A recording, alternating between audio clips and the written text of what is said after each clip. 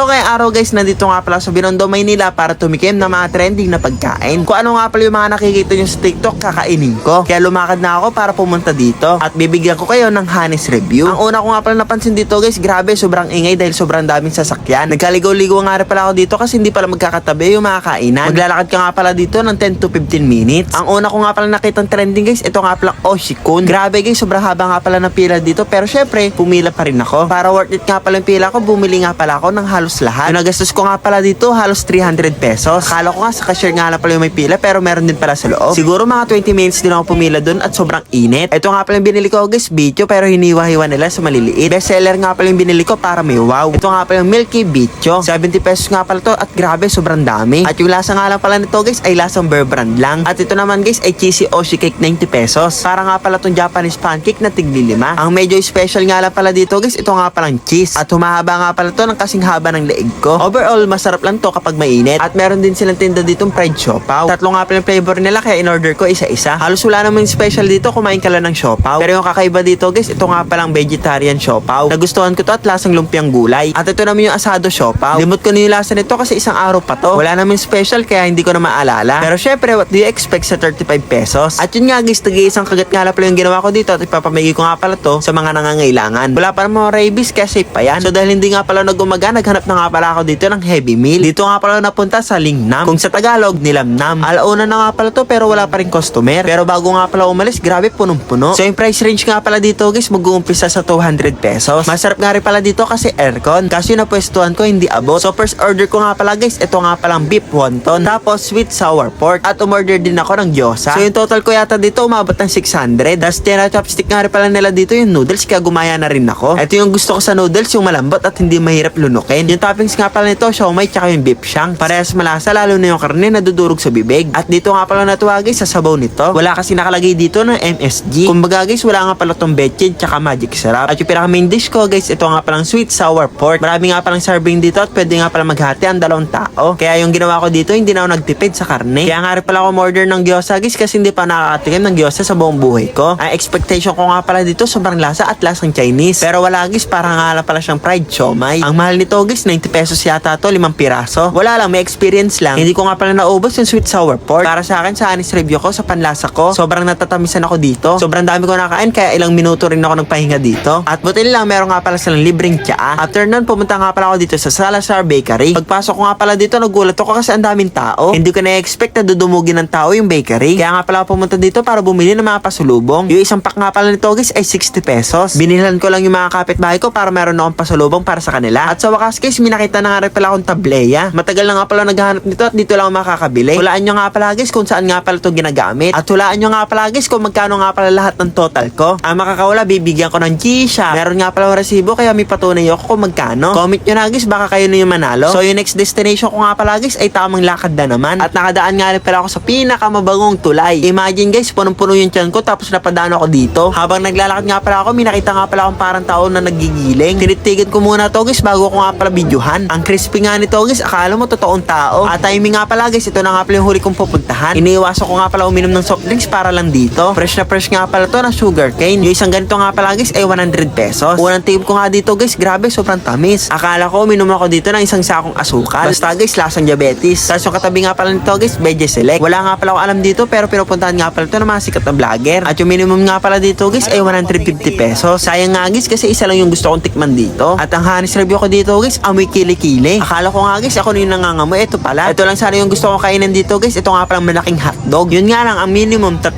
yung kailangan mong bilhin. Masarap naman lasang beef hotdog. Yun nga lang guys, may pahabol sa dulo. Matapang talaga yung sauce nito guys, parang hindi naligo ng 3 araw. Next na kakainin ko nga pala guys, ito nga palang ham na may mushroom. Si Rich ko to guys, ang lumabas inoki. At yung last para nga pala tong tikoy na merong sauce. Sa 3 nga pala guys, ito nga pala yung pinakaayaw ko. Prepares nga pala sila ng lasa pero yung texture magkakaiba. So yun guys, kumagat nga pala ako dito ng tigi-tigis at tapos na ako. Gusto ko lang talaga ito matikman at ayaw ko na. Naghahanap ako dito na nangangailangan kasi wala akong makita. Pauwi na rin ako kaya no choice, itatapon ko na lang.